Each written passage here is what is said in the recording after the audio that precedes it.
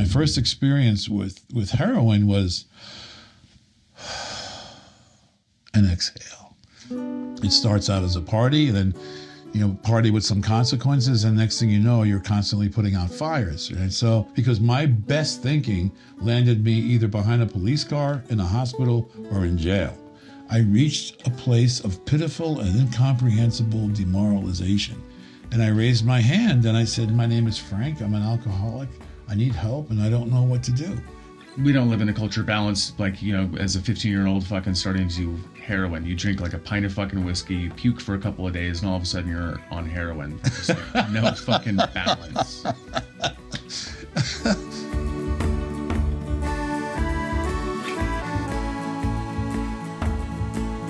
Hey, welcome to the Sober Bros podcast. In episode 11 today, I am rejoined by my co-host and brother, Daniel. Thanks for being here again. And we got a special guest today, our friend Frankie. We are in Sedona, and we're going to share a conversation. Let's get into this. Thanks for being here, Frank. Thank you for asking me to come over. Always a pleasure to see you. Always. I came for the coffee. Yeah, just a couple of house cleaning things before we get going. Daniel and I are sharing a mic today. That's how the audio is.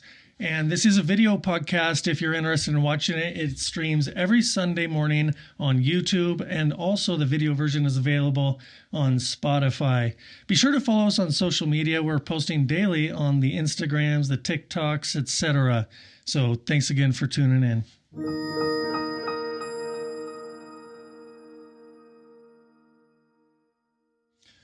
So, Frank, I want to know a little bit about your background, just a general story to get us up to speed, because honestly, I don't know you that well. I know you mainly from the documentary, May I Be Frank, which you can find online. Links are in description if you want to see Frank's documentary. We're going to be talking about that a little bit later. But I know you rap with my brother Daniel a lot, but I'd love to hear just a little bit of context to where you came from. So 71 years and 25 words or less. Yeah. The reason that I have any recognition is really because of the film, and what the film was originally, just in a nutshell, the film was originally supposed to be about, at the time, vegan, raw food. It was supposed to be food centered. And what happened was, during the filming, there were all these fractured relationships in my orbit, and that became the focus of the film, relationships and redemption. And unbeknownst to me or anybody that was doing it, because we didn't know what we were doing, really it was point and shoot, really, as no one knew what they were doing. And the vision wasn't clear, but in retrospect, at the risk of sounding overly Sedonified, it was divinely guided, because we didn't know what we were doing. And when I realized, I watched the film a while back, and it's the 12 steps in order. And we didn't plan it. Nobody knew anything about the 12 steps. I was the only guy that was in recovery, but I watched it, and that's what it was. The reason, and again, the reason that I have any kind of recognition is because, like so many people, I've been through the addictions and the traumas, and the traumas that actually fuel the addiction, and then the transformation from those things into the semblance of a life. And that isn't to say that I've become an ascendant master or a guru. But in certain respects, I think it's fair to say that I can teach people certain things about what to do and what not to do, and what to expect in the road to recovery. Where were you born? I was born in Brooklyn, New York in 1951. How many siblings? I have a brother and a sister, and I'm the oldest one.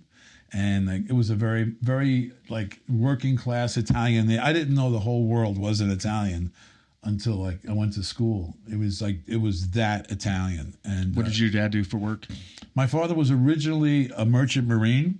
Then when he came to New York and married my mother, he was a dock worker for a while. And then after that, he worked in a variety of jobs and eventually became a union painter. What did your mom do? And my mom was a seamstress. But she stayed at home in the beginning, in the 50s. She was at home. But later she started doing seamstress work. Did you grow up like, with a stick pushing like one of those bicycle wheels down the street? So is corporal punishment allowed in this setting? That's a little bit before your time, but you. No, but I did play stickball. You were a Yankees fan. I was definitely a Yankee. Well, baseball was everything in those days. We had 3 teams. We had the Giants, the Dodgers, and the Yankees. And baseball was everything to me. I mean, I would watch a game and then read about it in 3 different newspapers. And it was just really a central point in my young childhood. Well, how old were you when you had your first drink? 14. Can you tell us about the context? Well, there was I had my first drink was a friend of mine, my friend Dale Sclafani, and I really didn't know anything about drinking or using, but everybody in the neighborhood.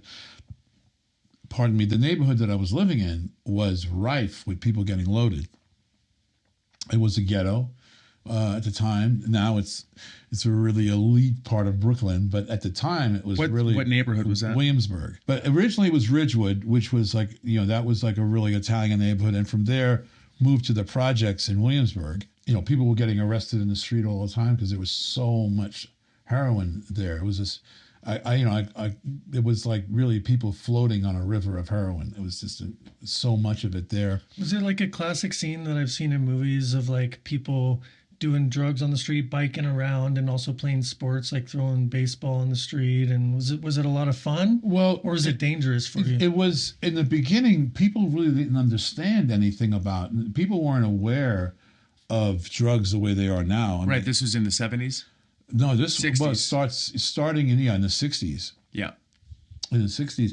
And there wasn't an awareness now like there is now. I mean, most people know much more than they did then.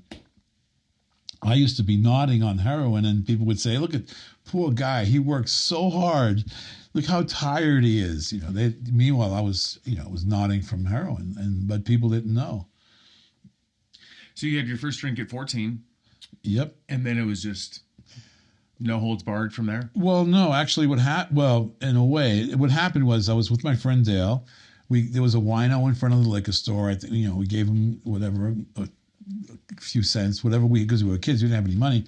And he came out with a pint of whiskey. I think it was called Wilson's or something. Anyway, it was real cheap, rot gut stuff.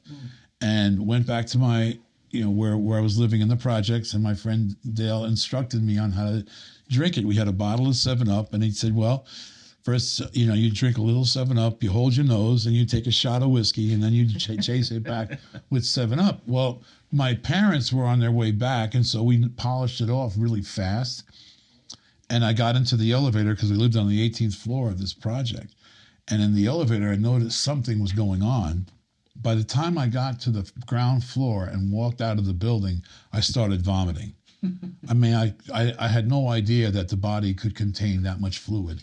I mean, I threw up for blocks, and we walked I was near the East River, and there was an abandoned trailer truck there at the edge of the water. And this is a place where people would get rid of bodies and stuff. It was bad. And I passed out underneath this truck. My parents had called, my mother called the police station because I was gone for like a day and a half. I was just passed out under this truck. And then I got up and started crawling. Really, I just barely could move and started throwing up again. And so from that moment on, I didn't drink. And I remember I had to pass the liquor store to go to school, and there was a flashing neon sign. And so I got out of my building and I saw the flashing neon sign and I started throwing up again.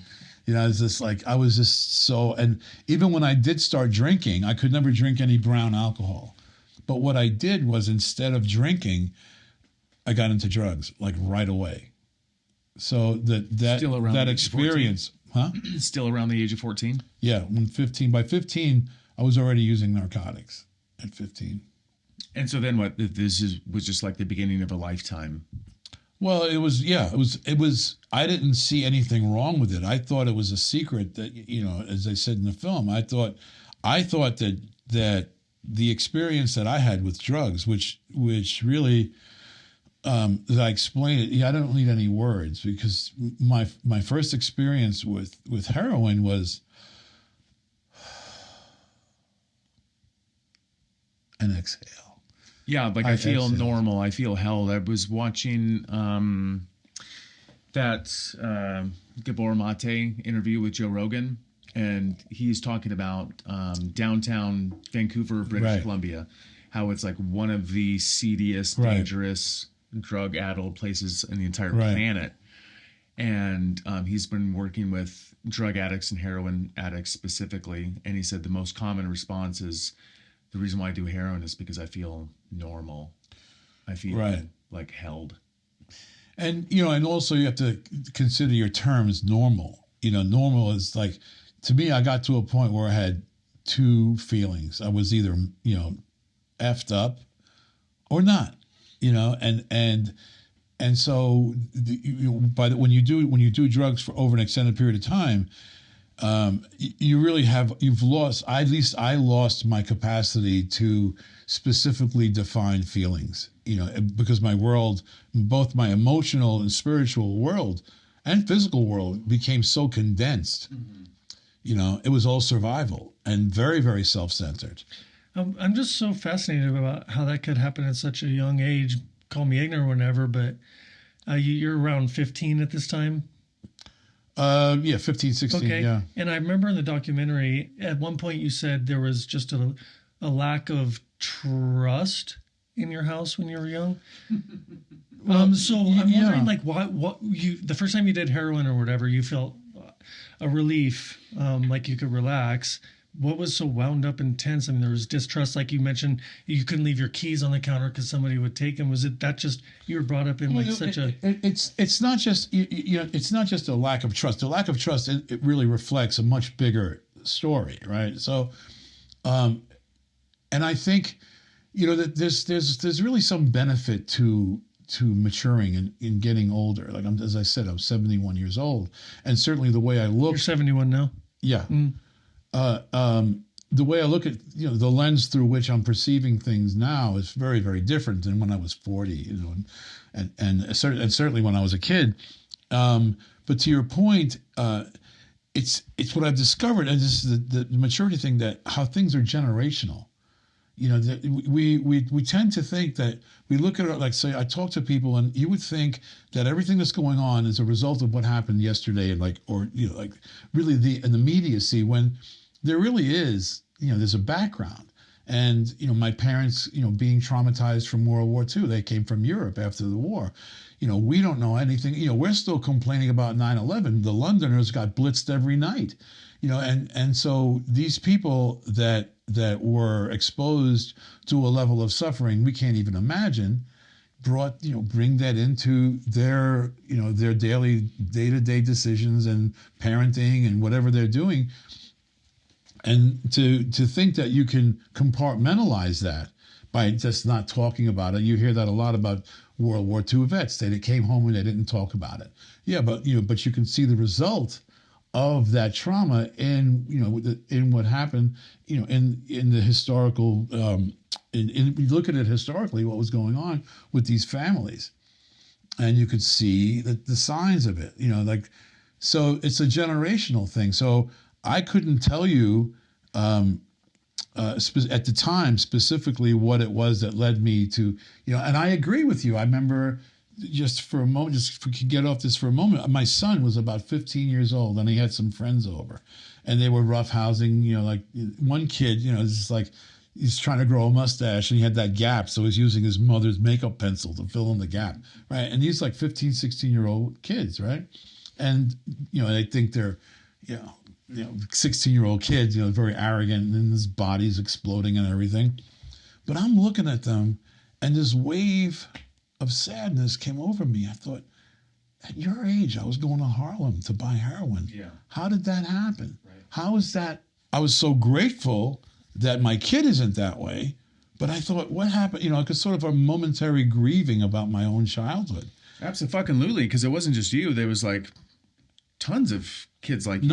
And you weren't the anomaly. I certainly was not an anomaly, but also in retrospect, when you start looking at the bigger picture, you think, wow, like what was happening?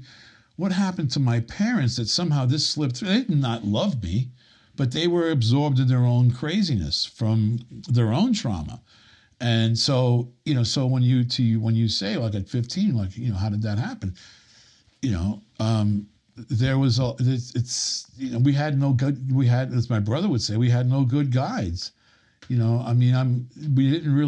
didn't have any good guides at all. And the people that we were supposed to, I always felt like I was supposed to know something that nobody ever taught me.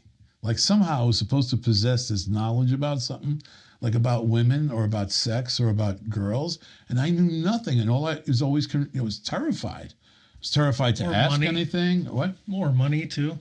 What do you mean? Financial mentor, like nobody ever taught you about? No. My parents came from unspeakable poverty. Yeah. And so my father, I still remember where my father hid the cash.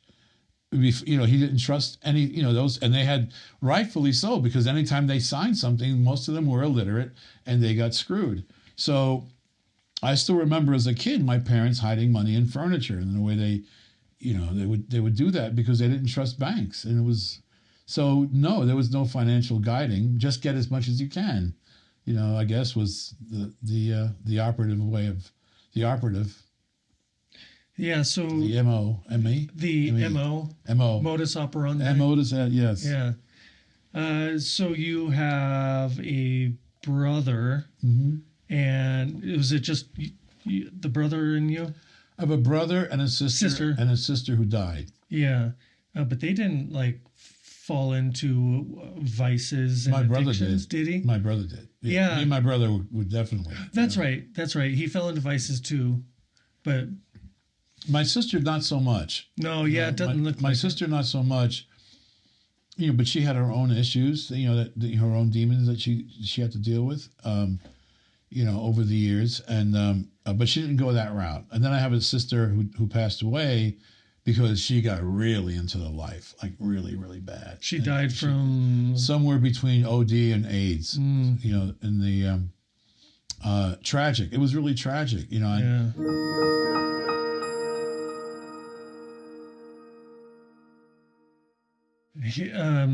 And you're sober now. Yeah. Yeah? Yeah. Okay.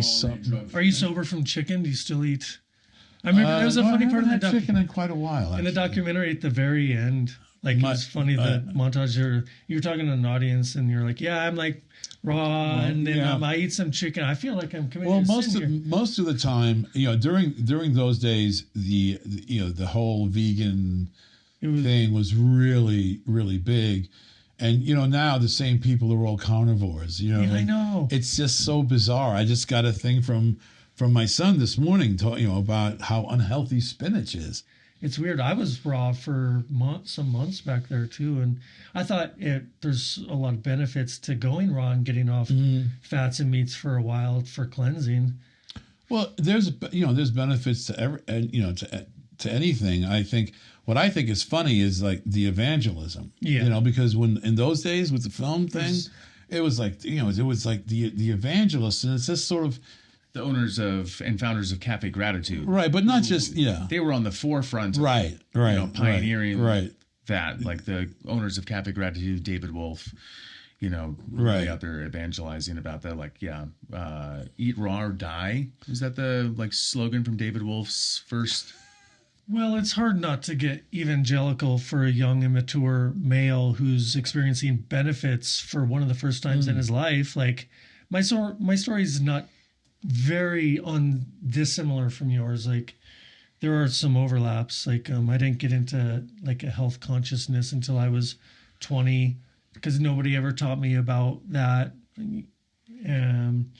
So I got into raw food. I happened to stumble across a book at the library, and it made sense. And so I started experimenting and watching stuff on this thing called the intranet, which I didn't know much about.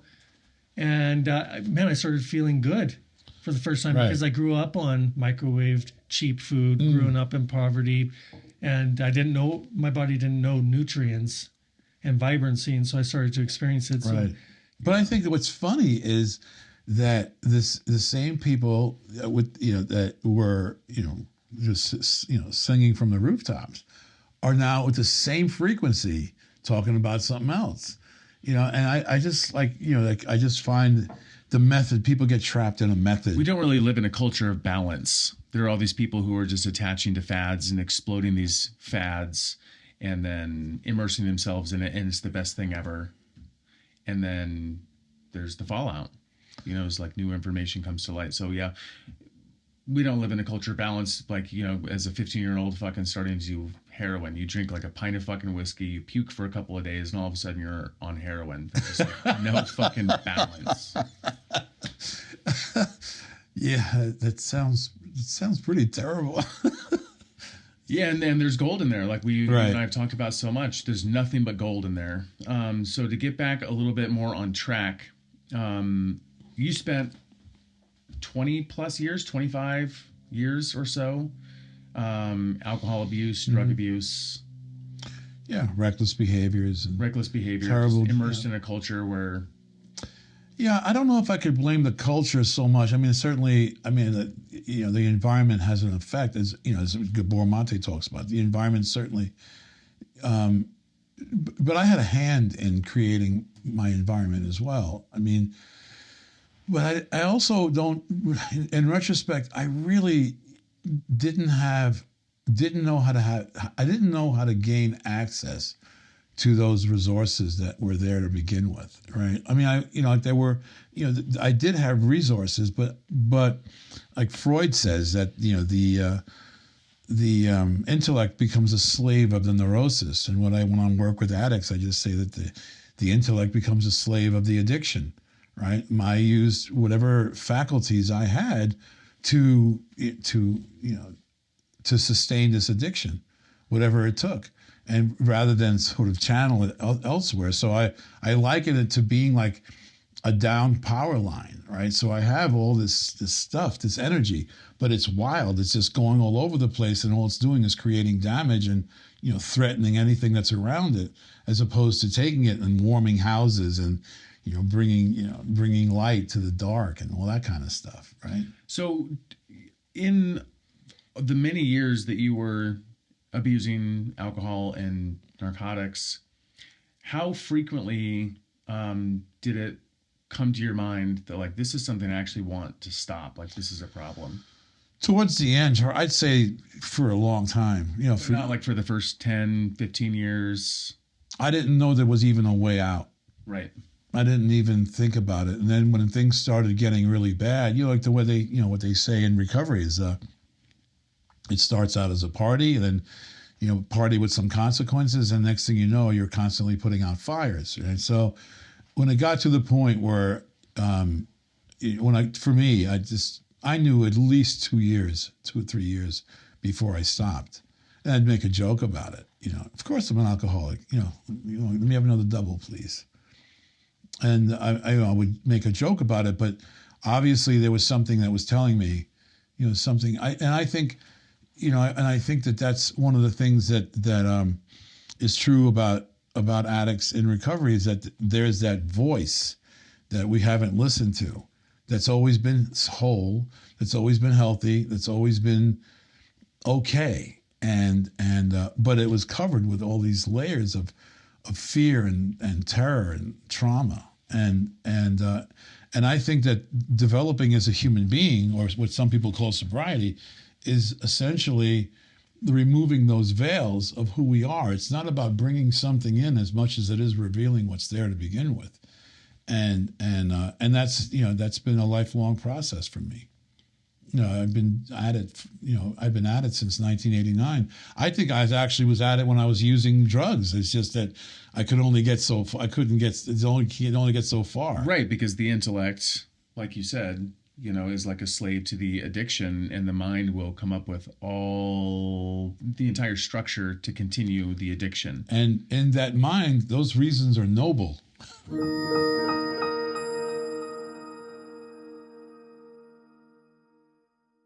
Okay, so it was 1989 when you got sober. February, yeah. What did that look like? I was no longer going to sleep and waking up. I was passing out and coming to. and life was just like a film noir. I apologize. 1989. What year was the Cafe Gratitude? That was way later. That was 04. That was okay. So you were sober then, but you were still just not together.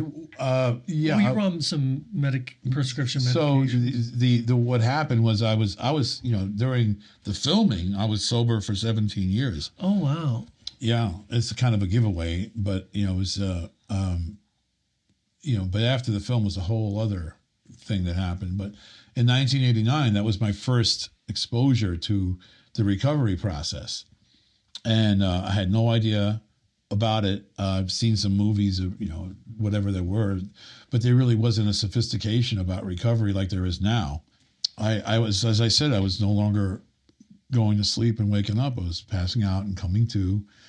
And I was getting to the point where I somehow was able to drive, and I'd get to my apartment and I would pass out on the floor. I couldn't even make it to the bedroom.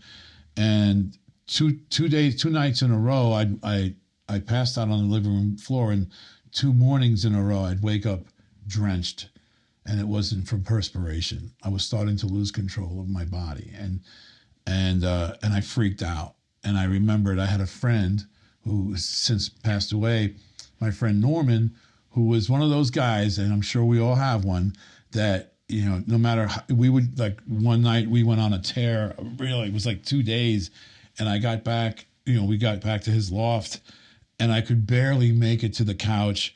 I passed, just like, I couldn't smoke one more cigarette. I couldn't take one more drink. I couldn't do one more line. And I'm like, just nearly dead on the couch. And this guy, he disappears, and he comes back to the room with a mirror, with a shot, 3 lines, and some cigarettes. And I couldn't do it. That guy got sober. And I remember, because he was in New York, I was in D.C., and I thought, well, Norman's not drinking. Well, maybe if Norman's not drinking, maybe there's something I can do. And I got in touch with AA at the desk, and I spoke to this guy, and I'm rambling, whatever I'm rambling. And the guy says, "Son, it sounds like you're ready to surrender to sobriety." And I thought, holy shit, this is not good. But my skin was crawling just as you said that, because I feel that feeling, of like, oh God. Right. This is the end of any joy or pleasure in my life. And in Washington in those days, it was a small southern town, so there's a lot of southern stuff going on. DC? In DC. And so I remember it was February, it was cold, and I remember going into, towards the meeting, and it was already dark.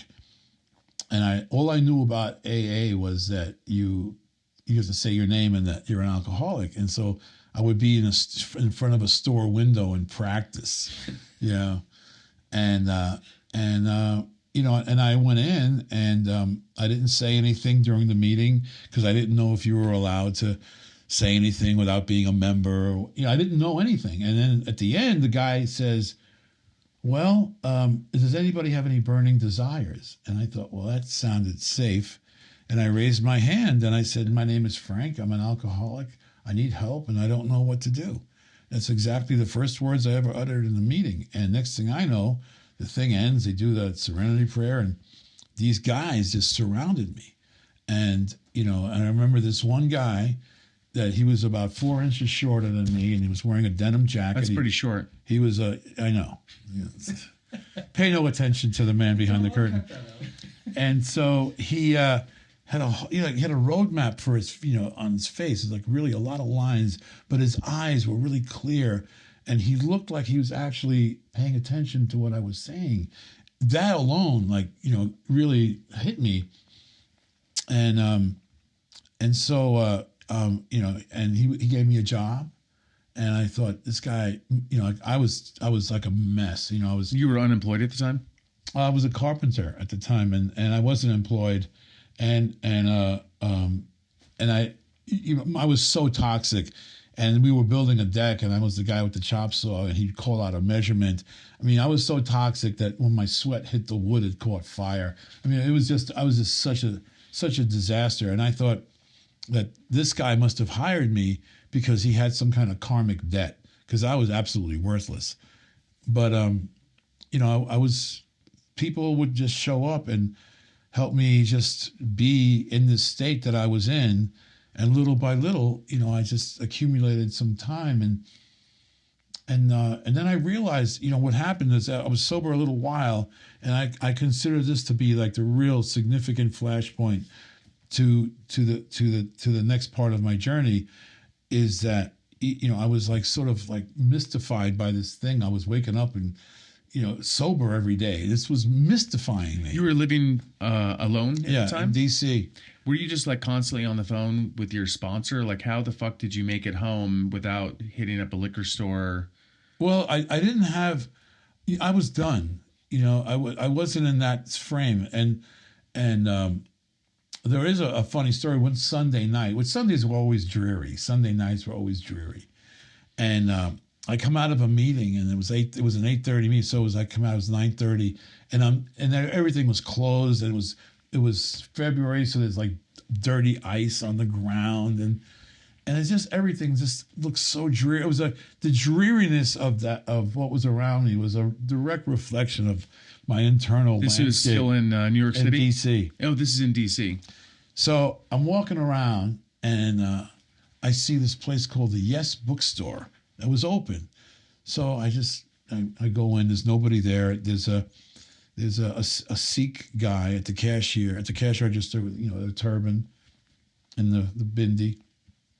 And I'm looking around at these books, Care of the Soul and Seed of the Soul and, Course in Miracles. And I look up at the guy and I said, man, I really could have used this information when I was in my 20s, but there's no way I would have got through it. It would have bored me to death. And the guy looks at me and goes, that is how the information protects itself from you. And I thought, oh, fuck. What's that? Anyway, so I didn't have that, the cravings subsided. I was very lucky that way. I just knew that I was done. I was just done. And I didn't even know what that meant, really. I just knew that the way I was living I couldn't do it anymore. I just couldn't do it anymore. Little by little, a day at a time, next thing I know, I clean a year. And it was I just could not believe it. Yeah, I can't even wait to get to a year. I haven't been sober for more than 9 months, even once in my life. So, yeah.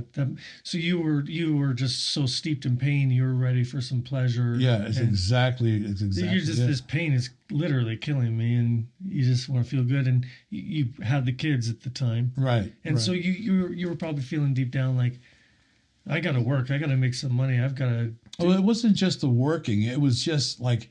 What I realized, and what I was going to say was that, the pivotal part of my recovery was, okay, is this great thing that I'm waking up clean and I'm waking up without a hangover for X amount of time. And then as like whatever those mechanisms that I was using to play my part and to navigate the world, some of them started to dissolve.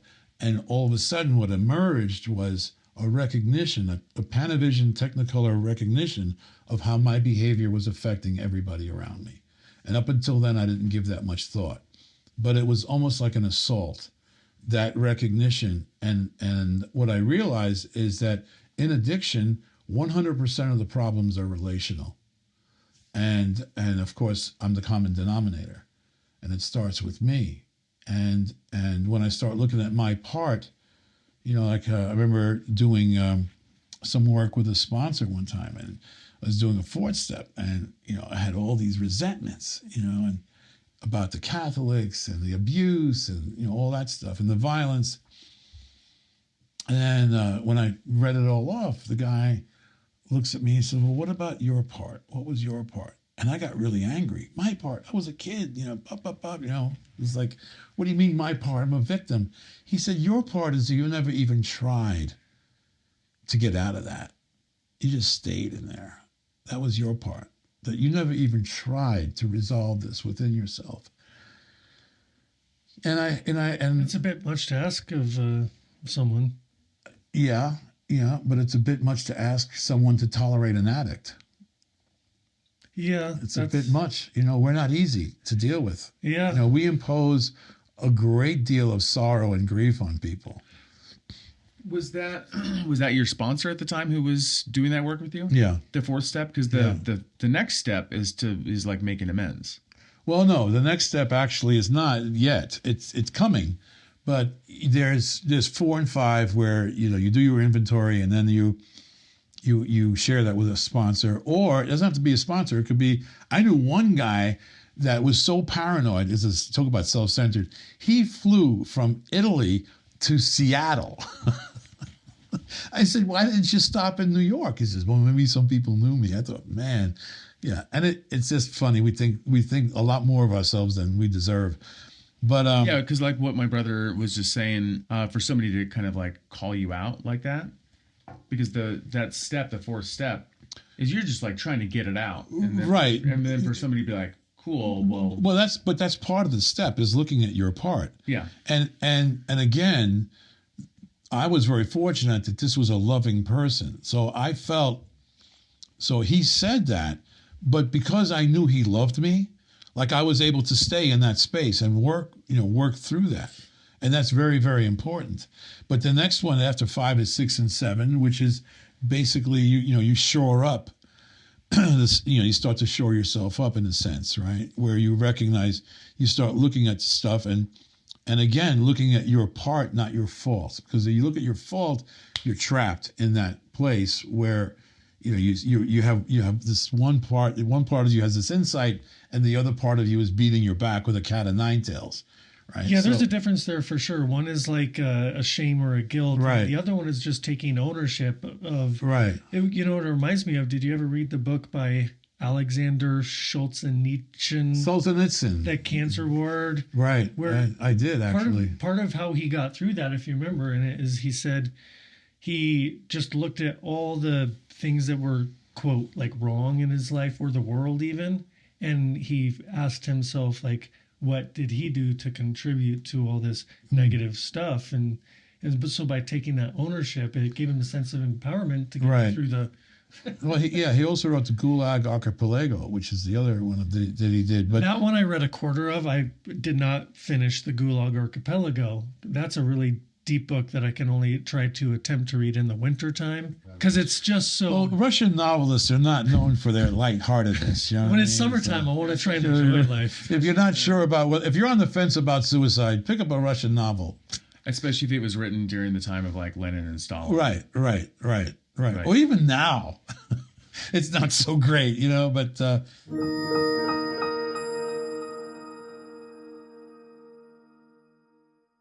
So, not uncommon. Speaking of AA, I don't even really need my list of questions, but I glanced down and I saw one because you were talking about AA, and I've only gone to one meeting in my life. I thought it was pretty cool. I'd be open to going again, but I was just going to ask you, overrated or underrated AA, Alcoholics Anonymous? It's not a matter of that. It's almost like it's the 12 steps are designed for living.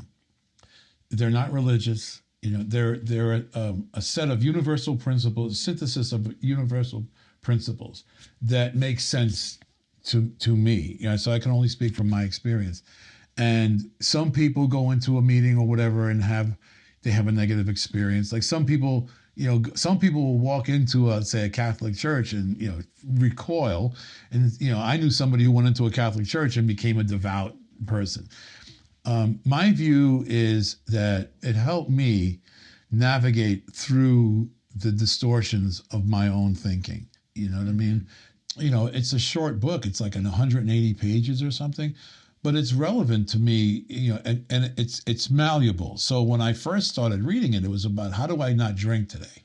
How do I get through this day without getting loaded and without doing anything stupid or minimize the stupidity? But then later on, I'm clean and sober for a while, and life still happens, and it works. It works for a lot of people, and for some people it doesn't for whatever reason, There are people that can't do abstinence, for whatever reason. I mean, I think it's important to really give it the best shot you can because that's the gold standard. But I don't know. These days, it seems like, it's like now it's like just getting people off the street, is a major accomplishment. And abstinence, it's my standard, but it may not work for everybody else, and it's none of my business.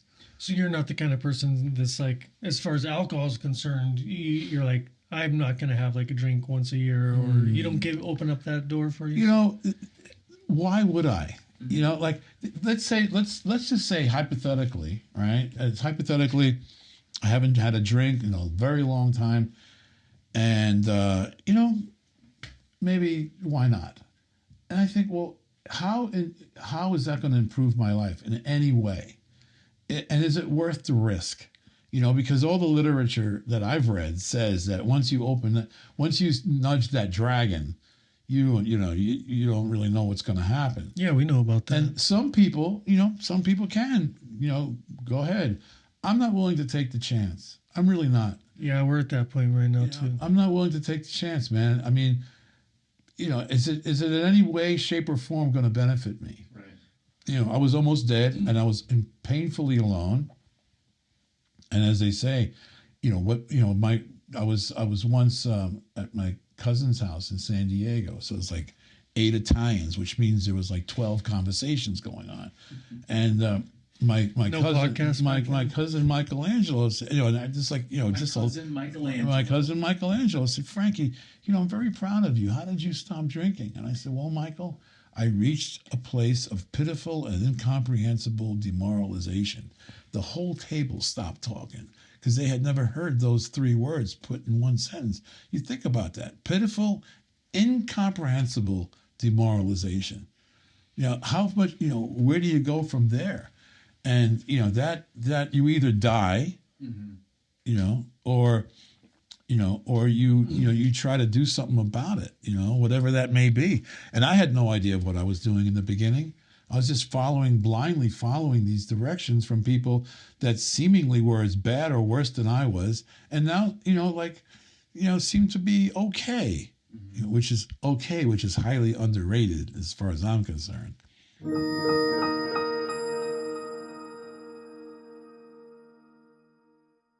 Speaking of underrated, I had another one for you. Overrated or underrated colonics. Well, again, that depends on the individual. I usually felt pretty comfortable by the time it was over. All these things are really, they're really very, very subjective. It depends on one's experience. It's like we want so bad to have this one thing. Like it's like, what was that guy, Jack Palance in that movie? What's that one thing? And people often ask me when I was doing Q&As, what was that one thing that really motivated you towards transformation? Which that sounds very lofty, but there really wasn't. It was a confluence of things that.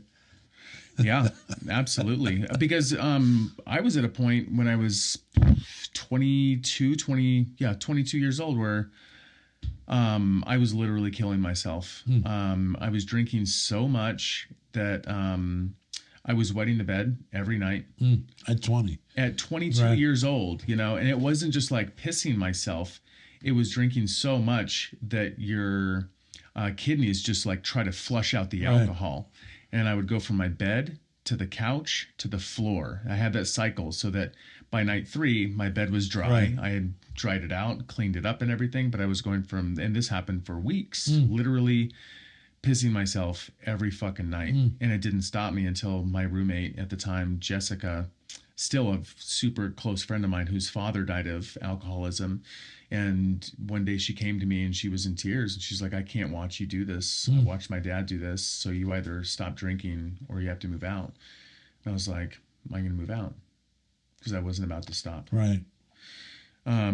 So I did not hit that point yet of pitiful, Interesting, isn't it? incomprehensible When, in retrospect, you did. demoralization. I absolutely did. Right. The body's resilience was like, no, I need to keep on. But what doing did you this. do when you moved out? Where did you go? I went to my good friend Kenny's house, who was living on 50th and Division. You know, it was such a party house. It was Kenny, James, and probably a couple of other people. And I lived in my dream room at the time. Concrete floor, a drain in the middle of the fucking room with a light hanging down, just a bare light hanging from the room. And I had a fridge full of frozen pizza and like a toaster oven. And that's all I wanted. Because I was so self-loathing. I didn't know this at the time. Right. You know, I kind of prided myself on being really minimalist. And I just wanted to live with as little as I possibly could. But there I was in this, you know, what they would call in Chicago a garden apartment, you know, because it had like the window right there. Right, Floor level, but it's a basement apartment. But it's a basement apartment, you know, where I could see like the dead grass, you know. And that's, right. I was like searching for, you know, my own, and I actually had a really funny idea at the time. I wanted to paint the room with prison bars and like a nature scene on the outside, because that's how I felt on the inside, was like, you know, and I just thought it was funny, you know, but like subconsciously and I didn't realize this until, I don't know, a couple decades later, you know, that like I was just like living in this, my own prison. And I just made light of it. Right. Like what you said, you know, when you're like, yeah, of course I'm a fucking alcoholic. It's funny until it's not. It's funny until you hit that fucking point where you're just like, I can't possibly do this anymore. You know, and it's interesting though with the prison thing. C.S. Lewis says the gates of hell are locked from the inside. We can unlock it, but you know, and it's not. And you know, it sounds like a really terrible place that you were in, and you know that the way we use words like minimalist, right? When it really is, it's constricting our world. It's a small world. You know, a lot of people use the geometry. They use a triangle, you know, to describe their world. You know, work. You know, home, work, liquor store, home. You know, and that's how Dave and I were living before we left Oregon for the Longevity Now conference. You know, it was like, go to work, go get the alcohol, and go home, and that was it. And that was one of our first breaking points. It didn't stop us from drinking, though. That's for sure. But there's something was telling you something. You know, something, you were getting a message. You know, but that voice, man, that has to struggle to get through sometimes.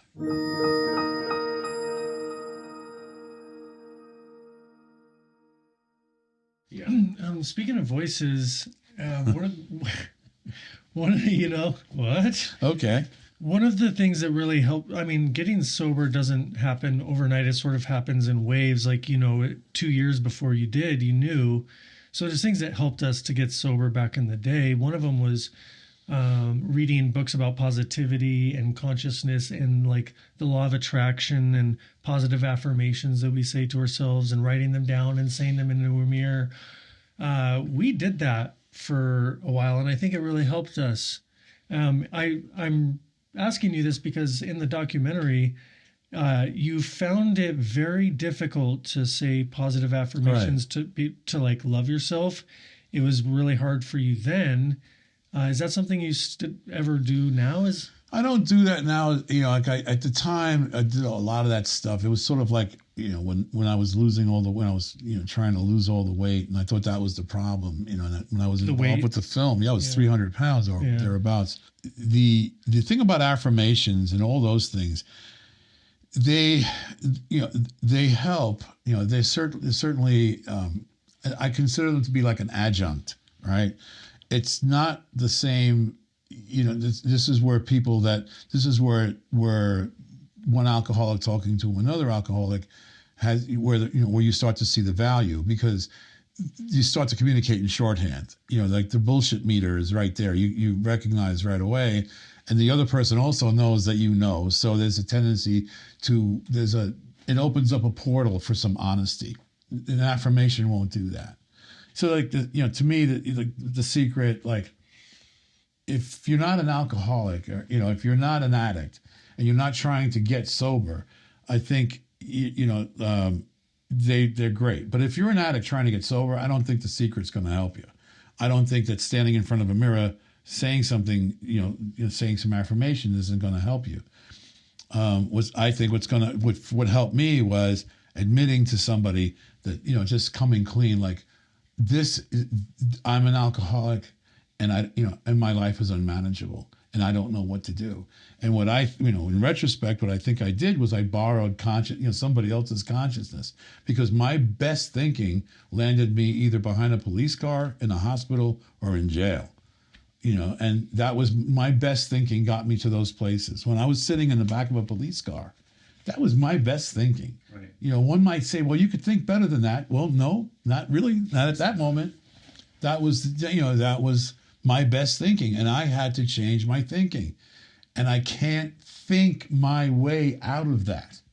I have to be guided. Surrender. All of that. Yeah, all of that. Surrender really, and people have a real big problem. I've noticed, especially when I've worked with people, like certainly, it's like if I did anything at a VA where there's like a whole bunch of soldiers, and the notion of surrender is so counter to that thinking. Yeah. And what I would tell them is, okay, well, let's look at it differently. How about ceasing the argument with reality? Yeah. And there's no arrival point. Right. It's just, the deeper you go, the deeper you go. Like I love this saying, the closer you get to the light, the longer the shadow, Yeah, that's true. So you gotta, but it does get easier. Yeah. And the view gets better. Yeah. And it doesn't mean that you don't come up against stuff. You do. Yeah. There's always stuff coming up for you. And it's exhausting. Yeah, I mean, you get sober, you have some spiritual awakening or consciousness awakening, and it doesn't mean that you're arrived. I'm 44, you're 71, and I love, at this point I can talk to younger people, and they're like, oh, they're going through a bunch of stuff, and especially in Sedona, it's like, yeah, I can't wait for my Saturn return to be over. I'm like, do you think that's it? Oh, Mercury must be in retrograde. You think as soon as you're like 30 years old, you're gonna have some like shit figured out? Well, maybe, but guess what? Like, there's a whole lifetime of stuff still gonna come up. It's like a daily practice, Right. It's just, but it's the way you look at it. You know that. It's absolutely, yes. It's a matter of perspective. I mean, the way you see something now. When I worked at a rehab once, and they did a really great thing.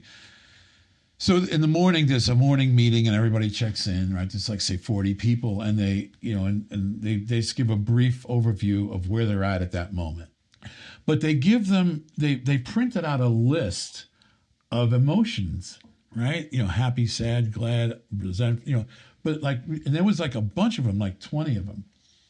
And I thought that was really helpful, because one of the things I had to learn how to do was to identify what I was feeling, right? And because most people, and myself included, were used to a aggravated reactivity rather than a contemplative response or contemplative responding. So I was like, ready, and that would overtake everything, and to get to a point where you can actually pause and then have a response, rather, contemplative response. I mean, it's a practice. And so when people come into rehabs, nobody comes in on a roll, right? And so, they're a mess no matter how they look, but inside they're a mess. But this list I thought was really helpful, because it begins the process of defining what's going on, right? So yeah, like self-reflection, right? Self-inquiry, exactly. Contemplation, right? Instead of reactivity, but meaningful. Not going in there and immediately, setting minds up. Where your internal landscape is a minefield. Which is what it felt like to me. I was terrified of going in there. I was either afraid it was going to be total shit, or worse, nothing. That everything about me was a lie. That there was no redeeming value in anything within my being. And I really believed that for a long time. So introspection became very difficult, because when you're drinking, that's the last thing that you're doing. You're not doing any of that at all. You're not doing any kind of meaningful self-reflection. You're either aggrandizing, like as I like to say, I was either on my way to my coronation or on my way to my execution. I was never on my way to work. Yeah, I resonate with that in a lot of ways. Just one of them that comes to mind is oftentimes I'd find myself like after a few beers, Thank like you. I would start imagining all the great things that I could do in life and like really believing. Do you know what I mean? Absolutely. Like, oh yeah, I can see myself doing that, like for sure. And I would get kind of high off of that until after maybe the fifth or sixth or seventh beer, and then I just get too tired to think about that anymore and Right. just get into whatever kind of slump. Well, thank you. Well, using robs us of our best intentions. I was really, one time I was like, I got really into, I wanted to take flying lessons, like fucking flying lessons. But anyway, I really wanted to do it, right? Anyway, that night I went to the bar and I was going to talk about it. So happens I met a pilot. So we talked about flying for like all night. And Coke came out and, we talked about flying till 3:00 in the morning. Well, that's all I needed. I was done. I got my flying experience. Yeah. And so it robs us of our best intentions. Yeah. Really, and it robs us of meaningful relationships. It prevents us from really engaging in really significant relationships that we desperately need to sustain our soul. And I don't saying that from a religious standpoint. But my juice comes from interacting with people.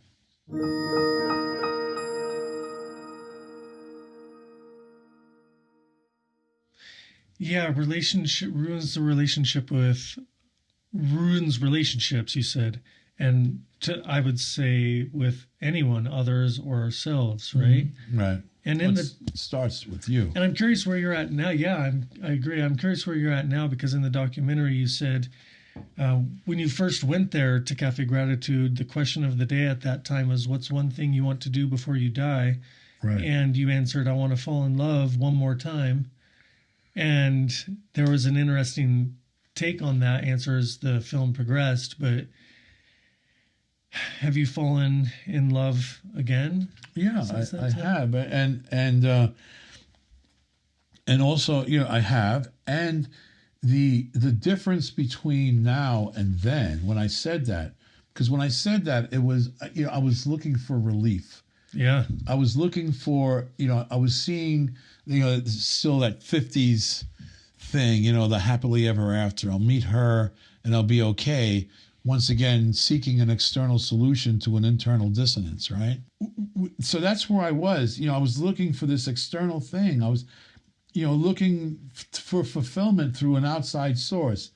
And now, like the relationship I'm in now, it's not that at all. It's very, very different from anything I've ever experienced in my life, where it's really about companionship and having been with a person where I actually take the chance on being myself enough times over an extended period that I have a sense of myself that I've never had before.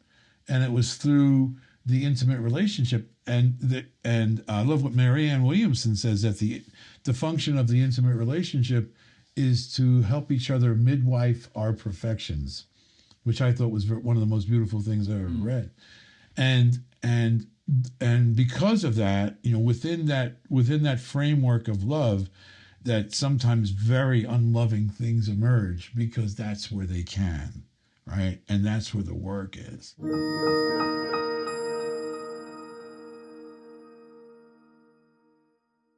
So you've been working in rehabs now for a long time. On and off, yeah. On and off. You've got a lot of experience working in rehabs.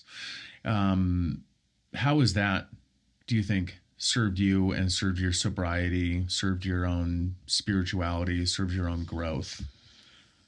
Well, for one thing, and it's not just like you haven't been working in like these famous fucking rehabs. Like no. you're in DC. Right. I worked in prisons. I've been to a number of prisons, and working with people that straight off the street. When I work with people like that, I had a really,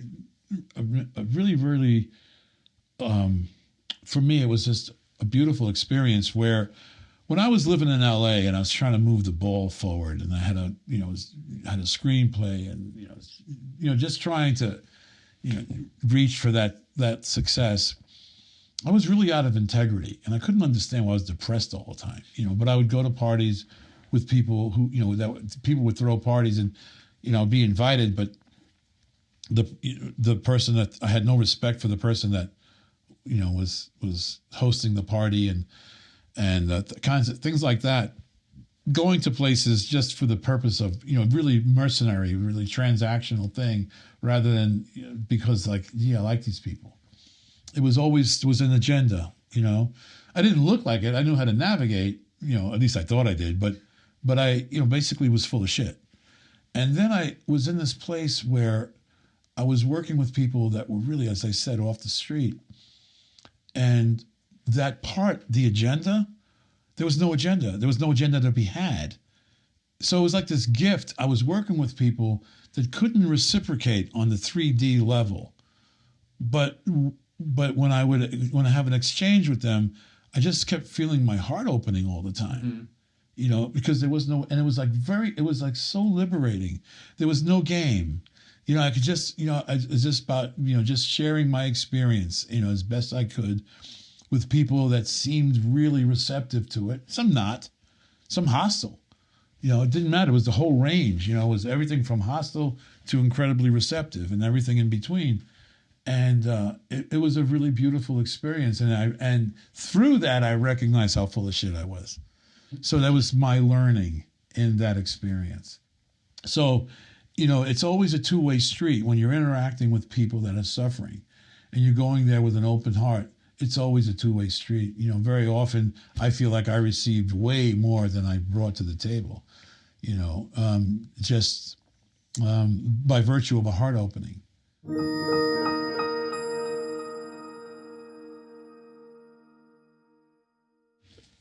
Speaking of planning on things, Of course, speaking of. in the documentary, May I Be Frank, you mentioned that one of the things you wanted to do most was get a PhD. And after the doc, it appears as though you were pursuing an MA in humanities. Did you complete that, or I completed all the coursework, and that's when the film came out. So I never finished. I had to do a thesis, which I never did. But for all intents and purposes, I did all the coursework. And, it's a little bit of a regret. I got to, sort of clean that up. But but when I did this thing with humanities, it was funny. It was just before the film hit. And what it did was broaden my capacity to communicate with people. I was able to do it, but it just broadened my ability to do it because now I was sort of exposed to a lot more stuff. So I could, which basically what that is an introduction to a deeper conversation. So let's say I can start talking to somebody about a particular aspect of art history, but that's really superfluous to the real conversation. I mean, you can have fun with that stuff, but very often when people wanted to talk to me, they really wanted to get somewhere beyond the Bastille. And they really wanted to, but that's how it started. Well, with all of your experience actually engaged with humanity, I mean, you couldn't have learned any of that getting a doctoral degree in humanities. No, well, I didn't know because that. There would have been an agenda, like these parties in LA, there would have been an agenda, but you've been going and just being of humble service. Nobody's fucking recognizing you for this shit. Nobody gives a shit what your grades were either. And, when I was in school, I mean, I had to get a 4.0, but I got a 3.5. And it's like, it was just where I was caught up in that at the time. It was, it was part of my identity. Now it's like, I realize that that's not it. It's really, it's just forgiving everybody, everything. Getting to a place where I'm thinking, it's just like, you got to forgive everybody. They don't teach that in the doctoral program. No, they do not. No. So you've got an honorary doctoral degree in the Akashic fucking record, right? Yes, I'll make sure to note that in my resume, which I haven't written in God knows how long. We've got a hat with a tassel for you after this. Great.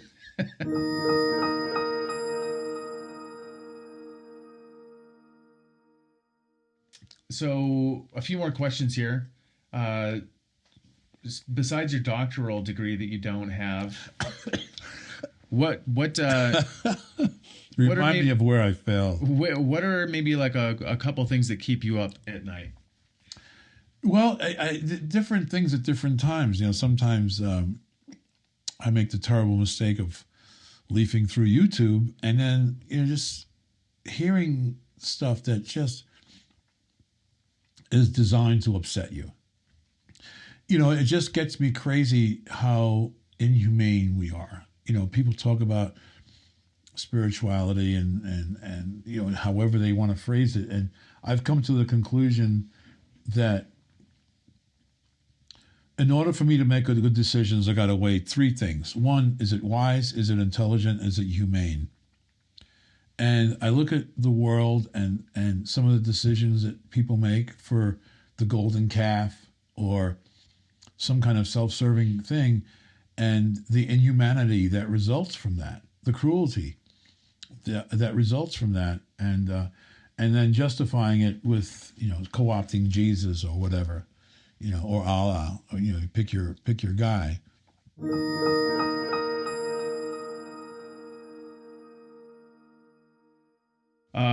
Let's see. What's one of the best things going on in the world you think deserves more attention?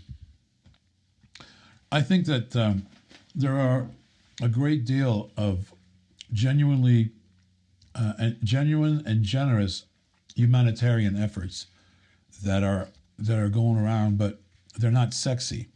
Like there's a friend of mine and he's a dental surgeon, and a couple of times a year, man, he assembles, he goes, it's a lot of work getting a team of physicians, because they need anesthesiologists and dental surgeons, dental hygienists, people that, clean the instruments. I mean, the whole, a team of people, and organize them to go to the Dominican Republic and getting the place to stay. I mean, it's a really an enormous effort, and he does it with so much joy. I went with him to the DR.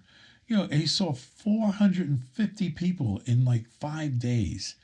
These people, I mean, it was like an India level poverty in the Western Hemisphere, Yeah, I've been there. I've done some relief work in the Dominican Republic. And there are people like him, Doctors Without Borders, people that, there's, NGOs but also people here, hospice, like there's, I worked with a couple of people, I worked with one organization. I mean, these people, they're different, like, having a conversation with people that are dedicated to ushering people in their transition, right? To hold their, just to be there. It's a different frequency. There doesn't seem to be, when you talk to people like that, there isn't the room for the dopey conversation. Not that it's all like, solemn or anything, but all of a sudden I start realizing if I bring something up and I think, why did I just bring that up? There's no place for that. And it's a different frequency altogether. So I think that those things, they just don't get the press, because if they weren't there, we'd be dead already. Right. It's not that, for want of a better term, it's not that there are more, bad people than good people. It's just that people with bad intentions are so much more committed, and also some people are trapped. Trapped in a narrative that affords them any protection from any existential consideration, right? They don't have a moral dilemma. They are, people like to say that the opposite of faith is fear. I think the opposite of faith is certainty. And with certainty comes a degree of arrogance, and it leaves the road open for cruelty. That's been my experience with any kind of like certainty that people have about something, and it doesn't leave any room for an interdependent relationship. It's my way or the highway. And the other thing that I learned was that, I used to say, and you hear people say this all the time, I felt like I never fit in. And I just wanted to fit in. And no, you didn't want to fit in. You wanted to belong. fitting in is a compromise of self. I just like, what do I got to do to acclimate to this thing, but rather than a feeling of belonging. I think it was the what was that documentary that came out 11 years ago or so? It was made by the director of like all these Jim Carrey movies and shit. Oh yes, something me. I know what you're talking about. I forget. Anyway, like one of the last quotes of the movie, I think, is the Archbishop of South Africa. And Tutu? Said, Desmond Tutu? And he said, we are because we belong. Right. And that's not just like some trivial shit to say. Like No. that requires a lot of contemplation. Humans are because we belong. Because Right. and for every act of violence or injustice, there are millions of acts of love that are happening. That's I have to remind myself of that, because sometimes I get lost in the dark about it. It just seems so, oh my God. But yeah, and it's not naive to do that. No. It doesn't take any creativity or courage to be pessimistic. It doesn't take any creativity to do that, but to be optimistic, man, it takes some work. And it takes some, really some creative thinking. And I'm not talking about magical thinking. I'm talking about like really doing your best to see where the good is. Mm-hmm. Because it's really easy to spot the crap. Doesn't take any effort.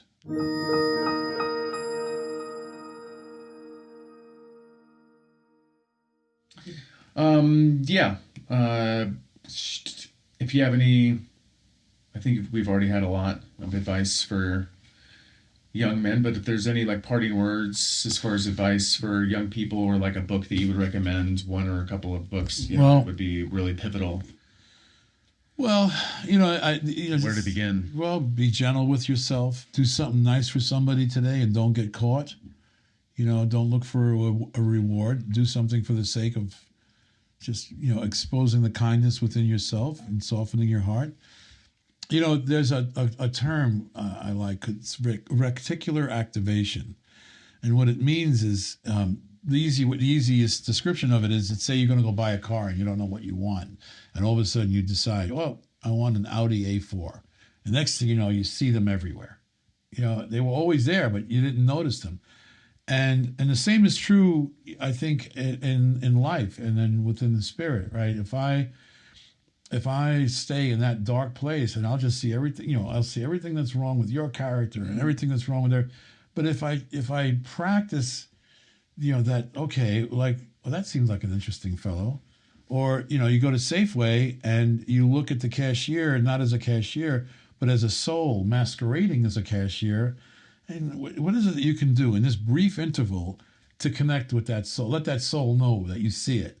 And that's a game I play sometimes. I see, like, can I get from the conveyor to the bag and get this person to smile about something, to see, to say, just to feel connected. And they may not be conscious of it, but I am. And on some level they are too. And we're losing touch with the grandeur of the ordinary. I heard this beautiful thing once. This woman, I think it was Brene Brown, was talking about this woman that lost her husband, and all she wanted, and she had everything 3D wise, materially, but all she wanted was to hear the sound of the screen door closing as her husband walked in the door.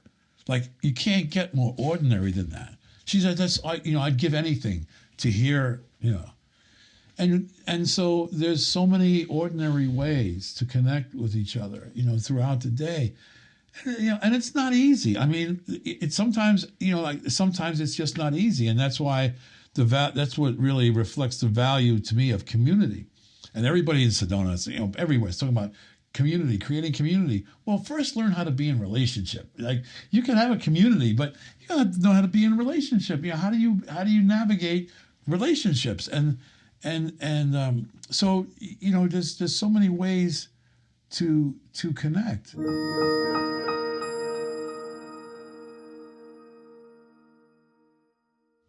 Well, Frank, Before we go, I heard before we started recording that you have a book. Tune us into what's going on with your book, and where would you want to point viewers online, like a website or something? Well, I have a website, mayibefrankferrante.com, and the book is called May I Be Frank, and if anybody wants to get in touch with me, it's very easy to do. I have yet to read the book, but I would probably recommend for the viewers, check the links in the description so you can watch the doc May I Be Frank for you. It's streaming on Amazon Prime. If you enjoy that, if you enjoyed this conversation with Frankie, pick up his book, go to his website and check it out. Well, thank you. Yeah, thank you. It's been a pleasure talking with you today. Great to be with you guys. Round of applause, everybody, for Frank Ferrante. Thanks for watching. Thank you.